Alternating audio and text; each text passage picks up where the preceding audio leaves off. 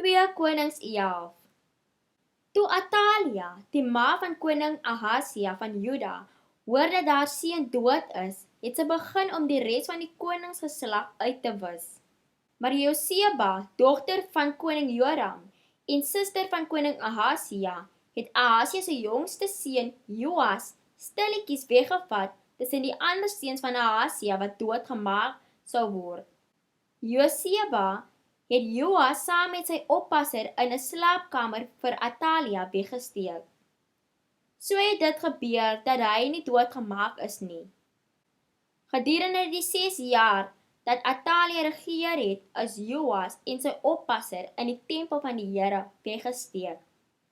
In die 7de jaar van Atalia se regering het die priester Jojada die bevelvoerders oor 100 van die kariërs en die hardlopers na hom toe laat kom in die tempel van die Here.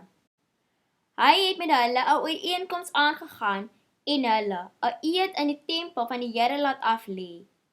Daarna het hy die koning se seun aan hulle gewys. Jojada het hulle beveel: "Julle moet soos volg te werk gaan. 'n Derde van julle wat op die Sabbat aan diens is, moet die koninklike paleis bewaak. Nog 'n derde van julle moet by die surpoort wag staan. Die laaste derde moet by die poort agter die hardlopers wag staan. Al 3 afdelings moet om die beurt die paleis bewaak.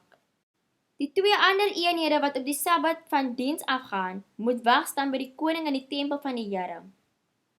Vorm 'n leiwag vir die koning en hou julle wapens gereed. Enige persoon wat deur julle geleedere wil kom, moet doodgemaak word.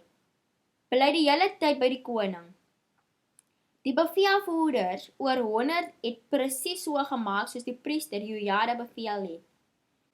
Elkeen het sy manskappe geneem, die wat daardie Sabbat vir diens aangemeld het, asook die wat van diens af weggegaan het.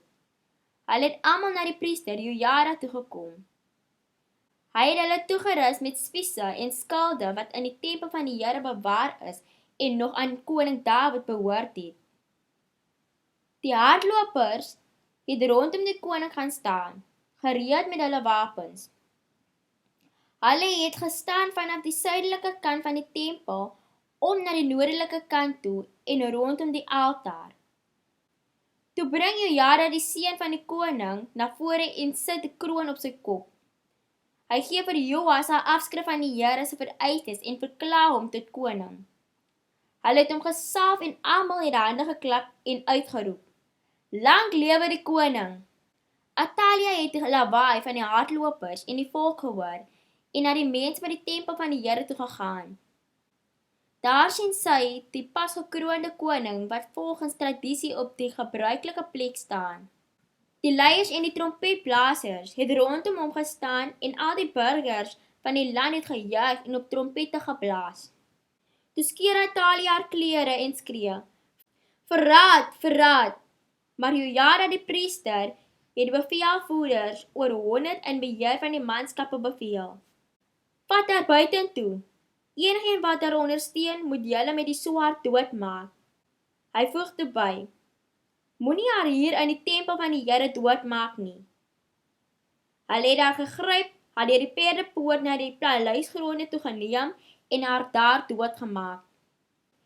Toe het Jojada 'n verbond tussen die Here, die koning en die volk gesluit, naamlik dat hulle die volk van die Here sou wees.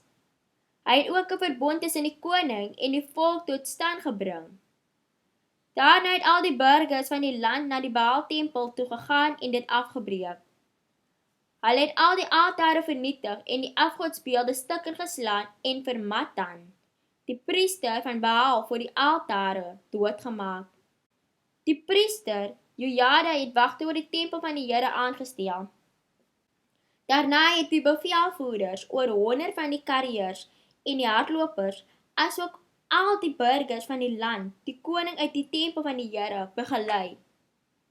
Hulle het deur die wagterspoort na die paleis toe gegaan en die koning het op die troon gaan sit. Al die burgers van die land was bly en daar was vrede in die stad. So het dit gebeur dat Atalia by die koning se paleis doodgemaak is. Joas was 7 jaar oud toe hy koning geword het.